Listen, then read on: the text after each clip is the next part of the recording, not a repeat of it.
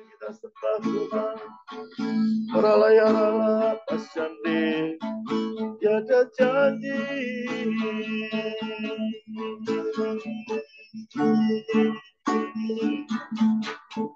Seperti yang ada padamu,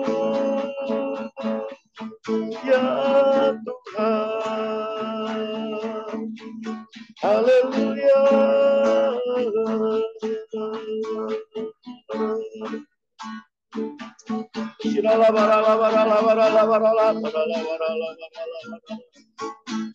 Haleluya. Kami bersyukur,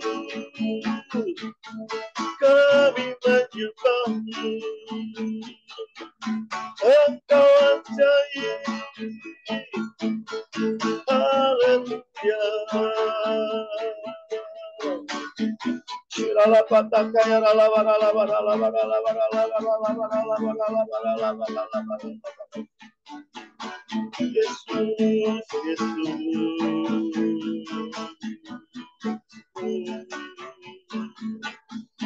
Haleluya.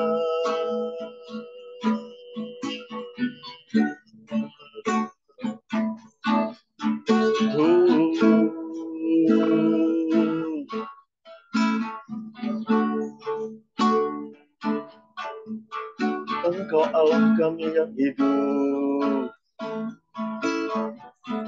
Engkau perlindungan kami, Engkau kekuatan kami. Namamu penuh kuasa. Haleluya. Kami menyembahmu. Bapak, terima kasih. Setelah sepanjang hari kami beraktivitas, malam hari ini Tuhan beri kami kesempatan untuk kami boleh Bible study. Terima kasih Tuhan. Kami buka hati kami buka pikiran kami. Mari Engkau berbicara. Biar kami lebih lagi mengenal Engkau. Biar iman kami semakin bertambah-tambah. Terima kasih Tuhan, terima kasih. Terima kasih. Pengurapan-Mu turun atas setiap kami. Orala patakaya rala barala barala barala barala barala barala. Silakan Lauso untuk berdoa. Terima kasih Pak Gem. Saya akan mulai. Mari kita berdoa. Tuhan Yesus, terima kasih pada kesempatan tahun baru ini kami akan memulai pengajaran Bible study kami. Tuhan Yesus, urapi kami bukan hanya pada hari ini, tapi sepanjang tahun kita mengadakan Bible study Tuhan Yesus. Berkati komunikasi kami, dalam nama Tuhan Yesus kami berdoa. Amin. Saudara, hari ini topiknya adalah Yesus Kristus adalah Tuhan. Saya mulai. Saudara, saya mau memperkenalkan 1-2 lembar aja apa arti apologetika, saudara. Saudara, apologetika adalah cabang dari teologi, yaitu untuk mempertanggungjawabkan secara biblikal bahwa fakta itu benar, masuk akal, atau kuat. Nah, dalam hal ini saya akan mempertahankan suatu fakta bahwa Yesus Kristus adalah Tuhan dengan benar, dengan masuk akal, dan dengan kuat. Contoh, saudara, Rasul Paulus berbicara kepada gubernur Romawi Festus. Festus mendengarnya sebentar, tetapi ketika Paulus mulai berbicara tentang kebangkitan Yesus, Festus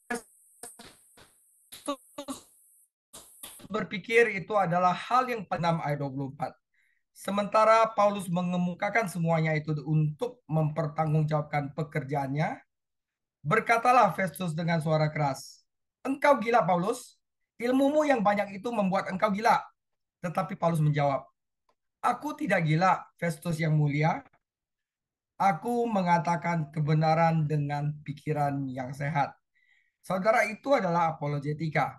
Anda mengatakan bahwa sesuatu itu benar dan Anda mengatakan bahwa itu adalah masuk akal, saudara. Nah, dalam hal ini saya akan mengatakan bahwa Yesus Kristus adalah Tuhan, adalah masuk akal dengan tujuan untuk meningkatkan iman saudara. Ya, oke. Saya mulai, saudara. Bagi sebagian orang, ada lebih banyak yang tidak terlihat daripada yang terlihat. Anda mungkin berpikir Anda tahu seseorang, namun tidak melihat siapa mereka sebenarnya atau apa yang dapat mereka lakukan.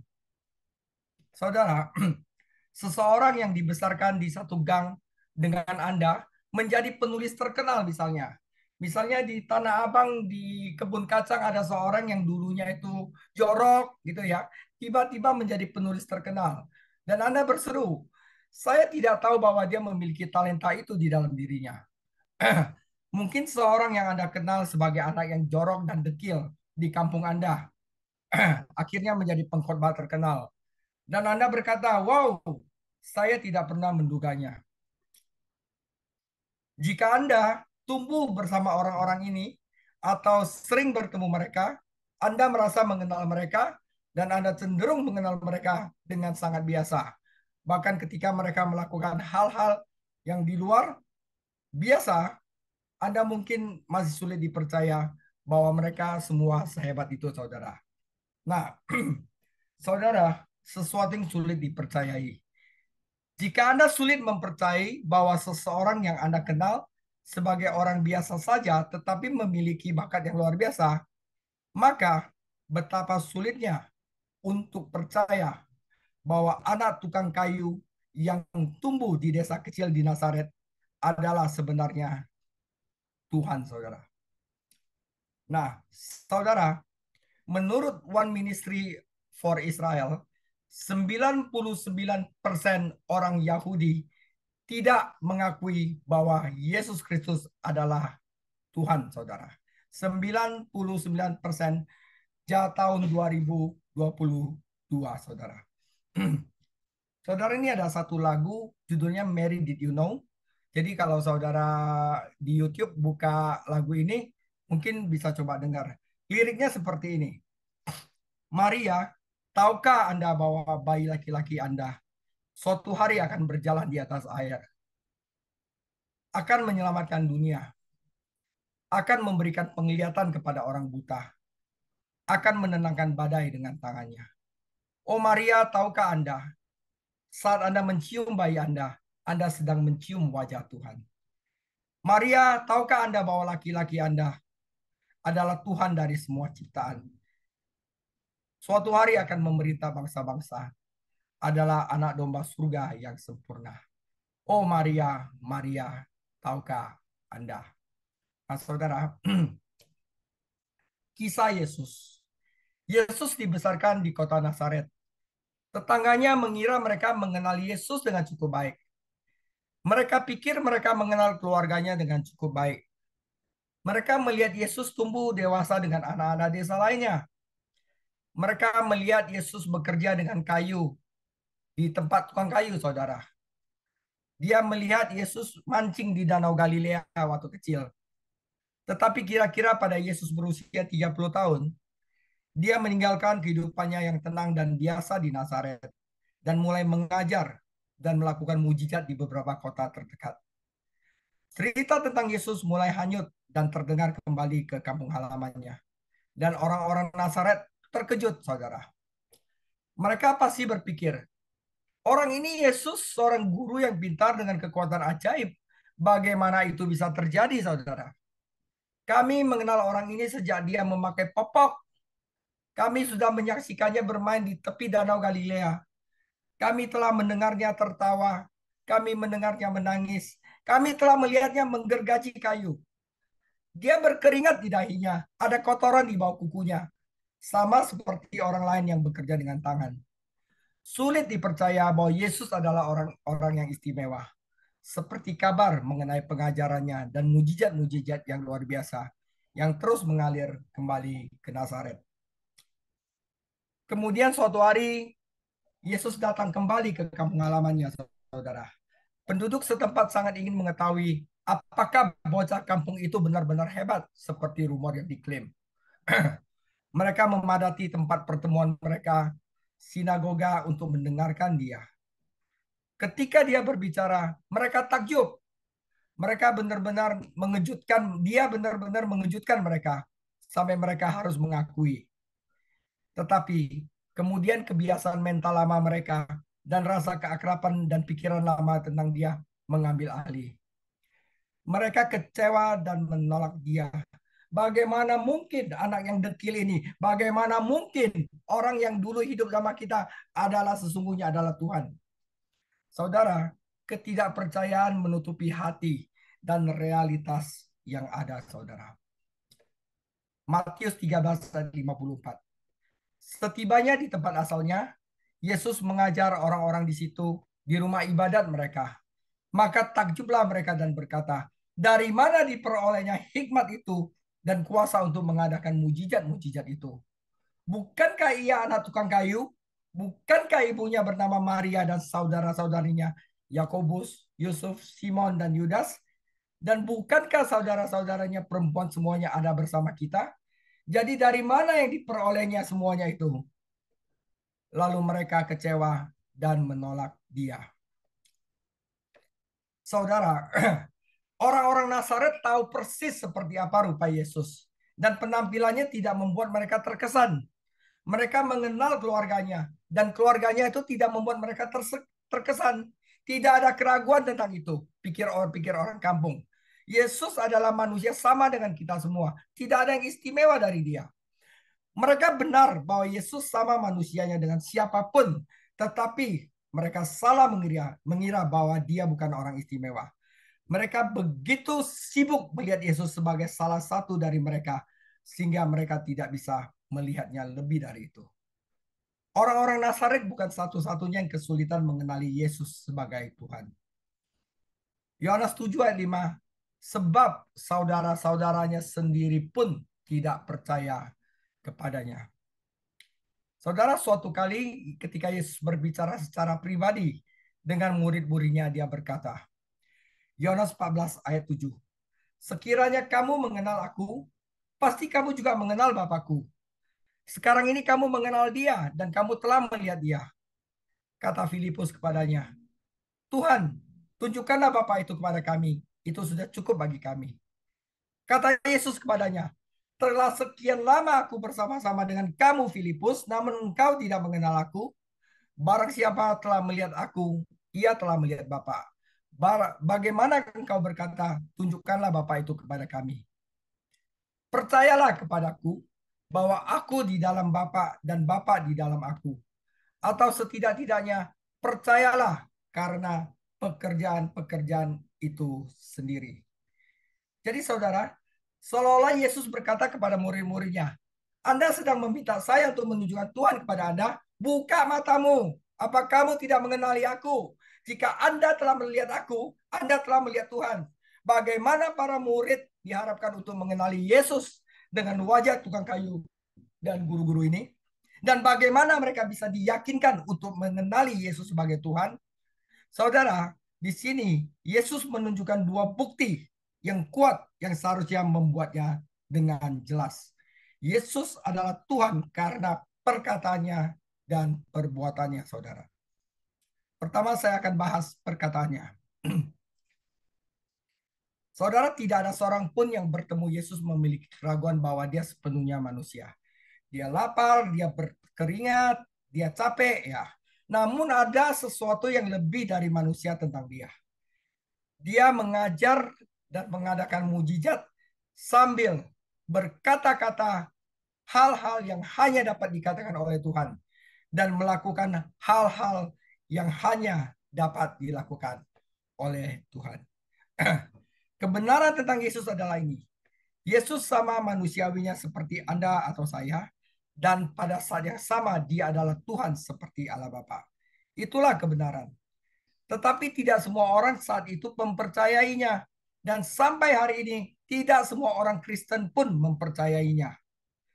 Di sisi lain, seperti saksi Yehova dan agama-agama lain, menganggap Yesus adalah orang istimewa, tetapi tidak berpikir bahwa Yesus adalah Allah yang maha kuasa, saudara. Nah, kita sekarang di apologetik ini kita cek apa yang Yesus katakan dan apa yang Yesus perbuat, saudara. Pertama, Yesus itu berkata hal-hal yang seperti Tuhan katakan. Ada sesuatu yang mencolok tentang kata-kata Yesus. tentang apa yang dia katakan, bagaimana dia berkata, dan pengaruhnya terhadap pendengarnya. Yesus berbicara dengan cerdik tetapi sederhana.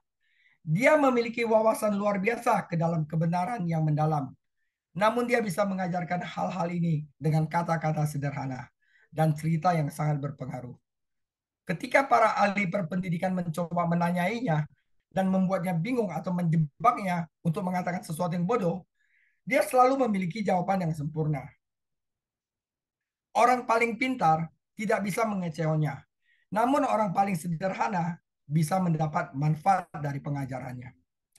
Kepintaran sederhana Yesus membuat orang-orang takjub. Bahkan orang Farisi pun harus bertanya-tanya. Yohanes 7 ayat 15. Maka heranlah orang-orang Yahudi dan berkata, bagaimana orang ini mempunyai pengetahuan demikian tanpa belajar? Setiap kali Yesus berbicara, orang tercengang oleh kecerdasan dan wawasannya. Mereka juga kagum dengan kewibawaannya, cara dia berbicara. Dia tidak seperti guru lainnya yang terus-menerus memperdebatkan poin-poin yang tidak penting dari agama. Mereka berspesialisasi dalam hal-hal sepele dan tahu hampir tidak ada sama sekali.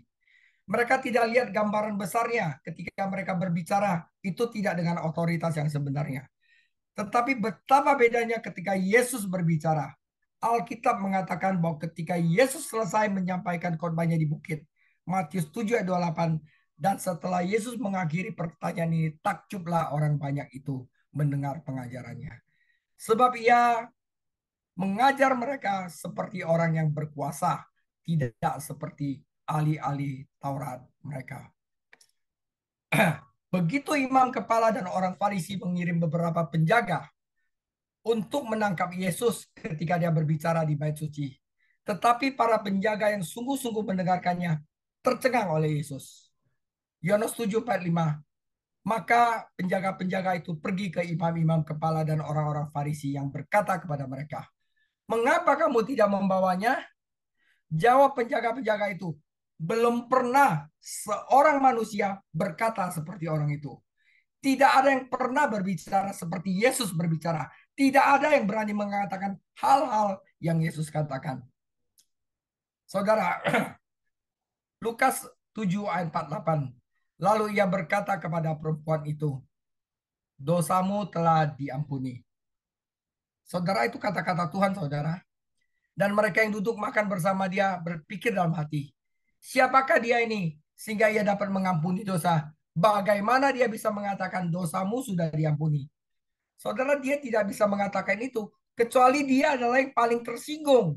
Yaitu siapa? Yaitu Tuhan yang hukumnya dilanggar dan kekudusannya terluka dalam setiap dosa. Kata-kata Yesus tentang pengampunan adalah kata-kata yang hanya bisa diucapkan oleh Tuhan, saudara. Dan di dalam perjanjian lama dikatakan Mazmur 132.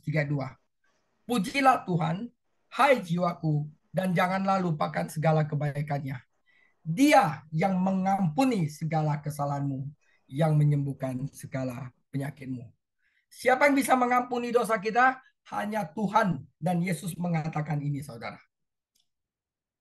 Saudara, Yohanes 10 ayat 30, aku dan Bapa adalah satu. Wah, saudara, sekali lagi orang-orang Yahudi mengambil batu untuk melempari Yesus.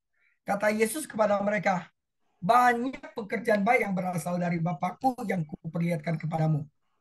Waktu Yesus mengatakan, aku dan Bapa adalah satu, itu sudah dia berkata, menyatakan bahwa dia adalah Tuhan. Sekali lagi orang-orang Yahudi mengambil batu untuk melempari Yesus. Kata Yesus kepada mereka, banyak pekerjaan baik yang berasal dari Bapakku yang kuperlihatkan kepadamu. Pekerjaan manakah diantaranya yang menyebabkan kamu mau melempari aku? Jawab orang-orang Yahudi ini, bukan karena suatu pekerjaan baik kami mau melempari engkau, melainkan karena engkau menghujat Allah dan karena engkau sekalipun hanya seorang manusia saja menyamakan dirimu dengan Allah. Saudara, orang-orang ini memang salah karena tidak percaya Yesus. Tetapi mereka benar bahwa Yesus secara terbuka mengaku sebagai Tuhan, saudara. Yohanes 10:36. Engkau menghujat Allah karena aku telah berkata aku anak Allah. Jikalau aku tidak melakukan pekerjaan-pekerjaan Bapakku, janganlah engkau percaya kepadaku. Tetapi jikalau aku melakukannya dan kamu tidak mau percaya kepadaku, percayalah akan pekerjaan-pekerjaan itu, supaya kamu boleh mengetahui dan mengerti bahwa Bapa di dalam aku dan aku di dalam Bapakku. Mau dilempari lagi Yesus, sekali lagi mereka mencoba menangkap dia, tetapi ia luput dari tangan mereka. Saudara, Yesus tidak hanya berbicara seperti Tuhan.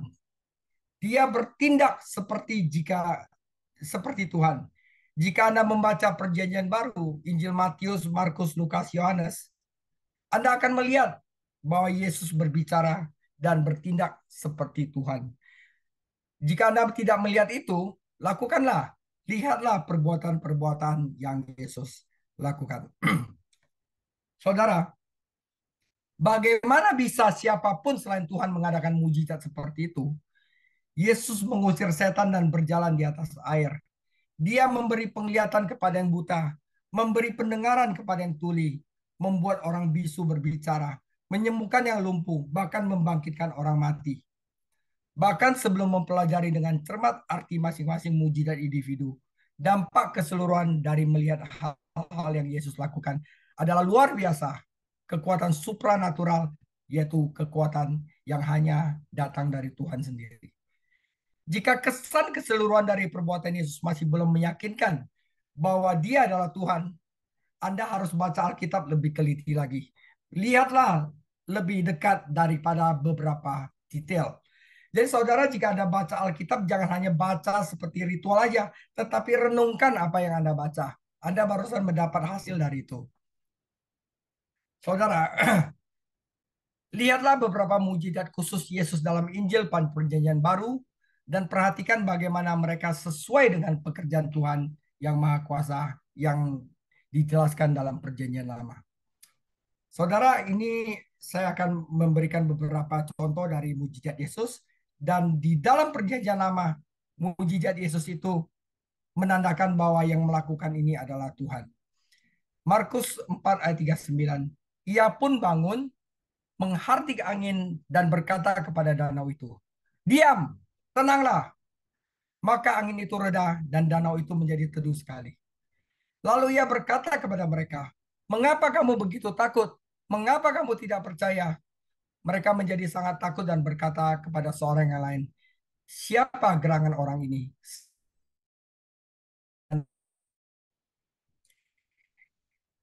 Ini adalah kejadian di Perjanjian Baru. Yesus dengan tangannya dan tangannya meredakan angin badai.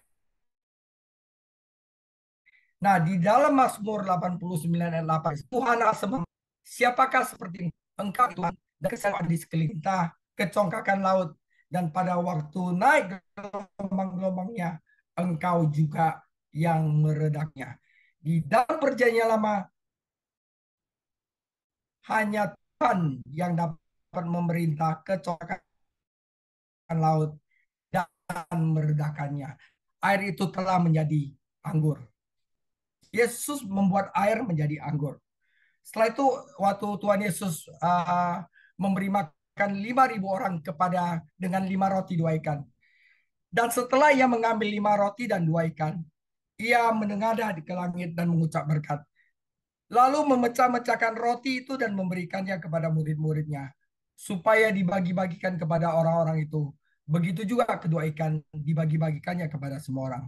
Yang ikut makan adalah 5.000 orang laki-laki, saudara. Dan di dalam Mazmur 104 dan 14, Yesus pemazmur mengatakan demikian.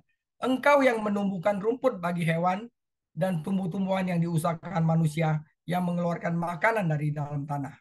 Dan anggur yang menyukakan hati manusia, yang membuat muka berseri karena minyak, dan makanan yang menyegarkan mereka. Dalam hal ini Tuhan itu mencipta, saudara. 5 roti 2 ikan bisa makan 5.000 orang. Berarti ada proses penciptaan di situ, saudara. Karena itu Yesus adalah Tuhan. Karena Tuhan itu hanya Tuhan yang dapat mengerjakan itu, saudara. Perbuatannya seperti Tuhan. Markus 2:7. Mengapa orang ini berkata begitu? Ia menghujat Allah. Siapa yang dapat mengampuni dosa selain daripada Allah sendiri? Tetapi Yesus segera mengetahui dalam hatinya bahwa mereka berpikir demikian. Lalu ia berkata kepada mereka, mengapa kamu berpikir begitu dalam hatimu? Manakah lebih mudah mengatakan orang ini lumpuh ini, dosamu sudah diampuni, atau mengatakan, bangunlah, angkat tilammu dan berjalan. Tetapi supaya kamu tahu bahwa di dunia ini anak manusia berkuasa untuk mengampuni dosa. Berkatalah ia kepada orang lumpuh itu, kepadamu kukatakan, bangunlah, angkatlah tempat tidurmu, dan pulanglah ke rumahmu.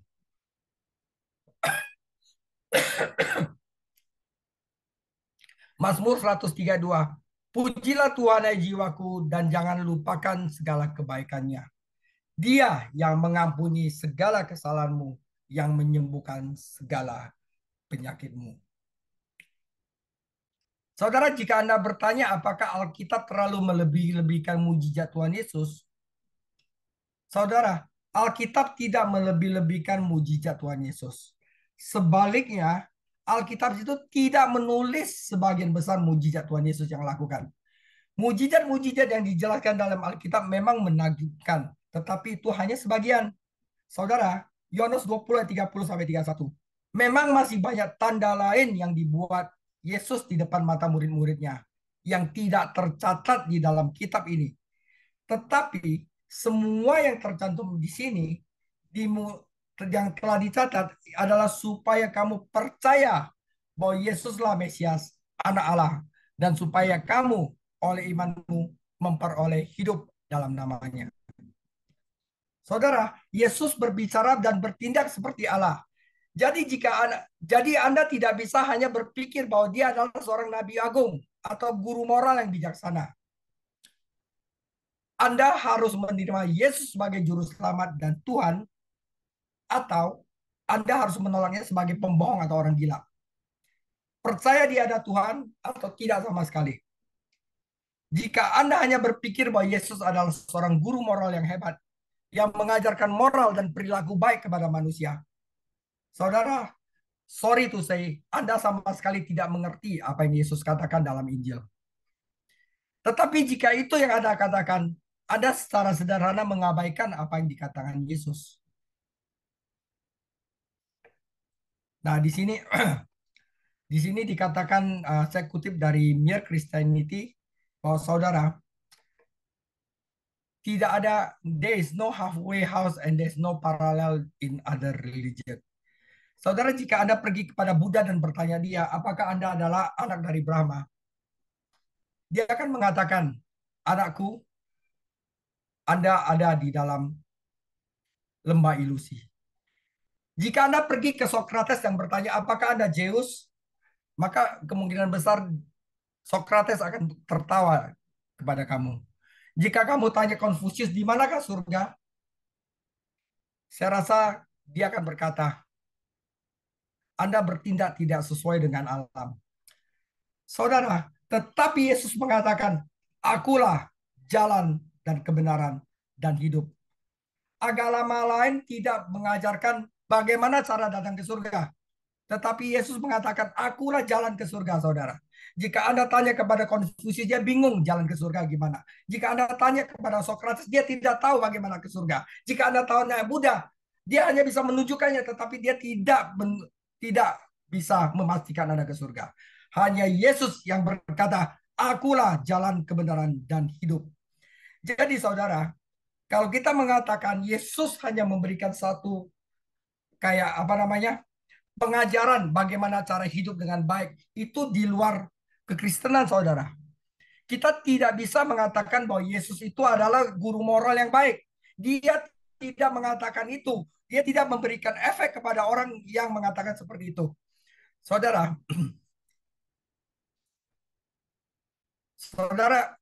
misalkan saya memperkenalkan diri saya kepada Anda dan berkata, saudara-saudara yang kekasih, nama saya adalah David Chang. Saya dulu dididik di seminari dan sekarang saya adalah seorang pengajar. Dan Anda berkata, senang sekali ketemu dengan Anda, Tuan David Chang Singer. Saya senang Anda mengabdikan diri kepada pujian-pujian di gereja. Gereja kami membutuhkan orang-orang seperti Anda untuk bernyanyi. Pada saat itu, saya tidak akan mengatakan saya senang Anda menghargai saya. Tidak, saya akan mengatakan Anda tidak salah dengar. Saya memang bisa nyanyi, tetapi bukan seorang singer. Dan itu bukan talenta utama saya. Saya bilang saya dididik di seminari dan sekarang saya adalah seorang pengajar. Nah, Tuhan Yesus juga di dalam Injil, dia tidak berkatakan dia adalah seorang guru moral. Dia berkata, akulah Tuhan. Siapapun yang melihat aku telah melihat Allah. Saudara, dan aku adalah satu-satunya jalan. Siapapun tidak dapat pergi kepada Bapa tanpa melalui aku. Itu yang Yesus katakan di dalam Injil. Saudara, kesalahpahaman seperti itu mungkin terkenal konyol. Tetapi tidak lebih konyol daripada mendengar Yesus mengaku mengampuni dosa dan menjadi Tuhan bersama kita dan kemudian berkata, senang bertemumu Yesus. Anda mengatakan bahwa Anda seorang guru moral yang baik dengan beberapa pengajaran moral yang bermanfaat. Saya pikir itu bagus dan saya mungkin ingin menggunakan beberapa pengajaran dari Tuhan Yesus. Pada saat itu saya hampir bisa mendengar Yesus berkata, apakah saya mengatakan saya hanya seorang guru moral yang baik? Tidak. Saya berkata bahwa saya memiliki otoritas untuk mengampuni dosa saudara. Itu yang Yesus katakan kepada kita. Apakah saya mengatakan bahwa saya menawarkan kepada Anda beberapa pengajaran yang bermanfaat tentang Tuhan dan Anda dapat memilih mana yang suka? Tidak, saya mengatakan bahwa saya adalah satu dengan Bapa, bahwa saya memberikan kekekalan hidup kepada semua orang yang percaya kepada saya. Yesus tidak memberikan ruang untuk memberikan setengah-setengah. Tidak ada ruang untuk tindakan setengah hati. Anda harus mengambil keputusan kemudian bertindak seperti itu. Karena Allah yang Maha Kuasa telah hidup dan berjalan di tengah-tengah kita. Saudara, percayalah kepada kata-kata Tuhan Yesus. Percayalah pada perbuatan Tuhan Yesus. Percayalah pada kata yang paling luar biasa dan pekerjaan yang paling luar biasa. Tuhan Yesus pertama kali dia berkata dia akan bangkit dari kematian. Dan kemudian dia melakukannya. Saudara, di dalam Injil, siapakah selain Tuhan yang bisa berkata-kata seperti itu? Siapakah selain Tuhan yang dapat melakukan pekerjaan seperti itu? Siapa selain Tuhan yang lebih kuat daripada kematian? Saudara, Yesus Kristus adalah Tuhan, saudara. Demikian sharing saya. Minggu depan, Yesus Kristus adalah Mesias yang didumotkan para nabi. Tuhan Yesus memberkati. Terpujilah Tuhan Yesus, Allah yang perkasa, Allah yang ajaib. Terima kasih Tuhan, hormat kami bagimu, sembah kami bagimu. Haleluya.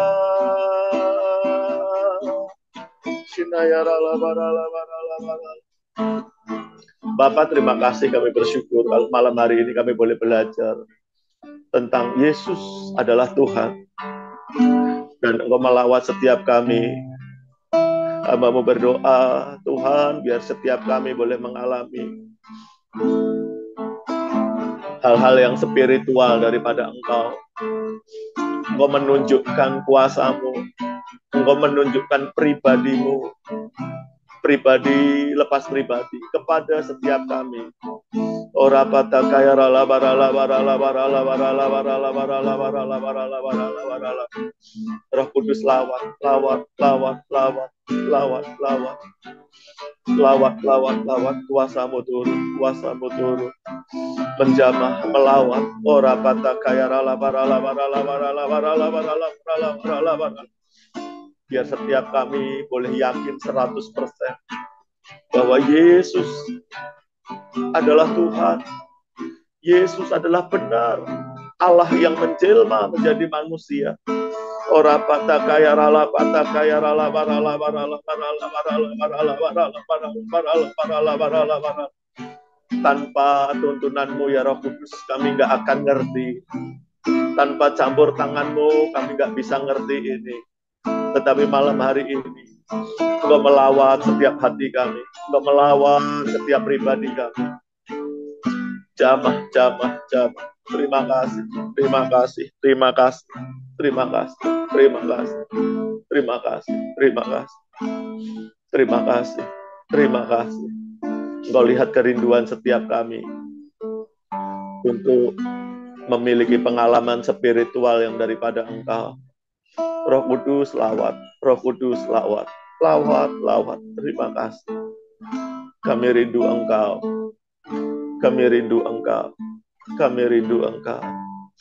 Terima kasih, Tuhan, terima kasih buat malam hari ini.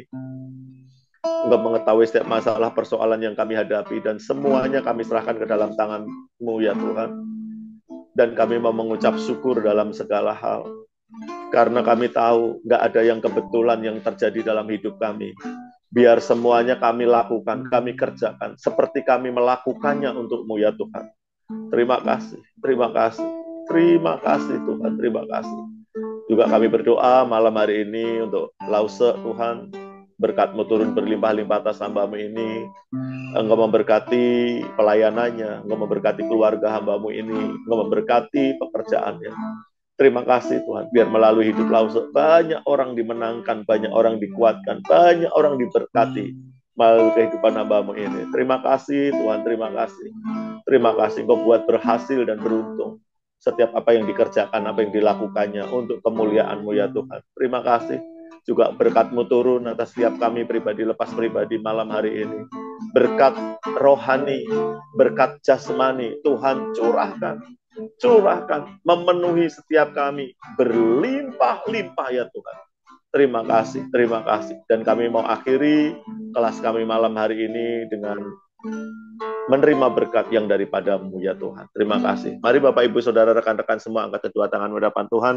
Kekasih-kekasih Kristus, kita akhiri kelas kita hari ini. Terimalah berkat yang berlimpah-limpah, kemenangan demi kemenangan dari Allah Bapa kita di surga, anugerah yang sempurna di dalam anaknya Tuhan Yesus Kristus, bahkan persekutuan yang erat Roh Kudus menyertai-Mu dari saat ini sampai Maranatha. Mari kita semua yang dikasihi dan diberkati oleh Tuhan Yesus Kristus, kita katakan amin. Tuhan Yesus memberkati. God bless you all.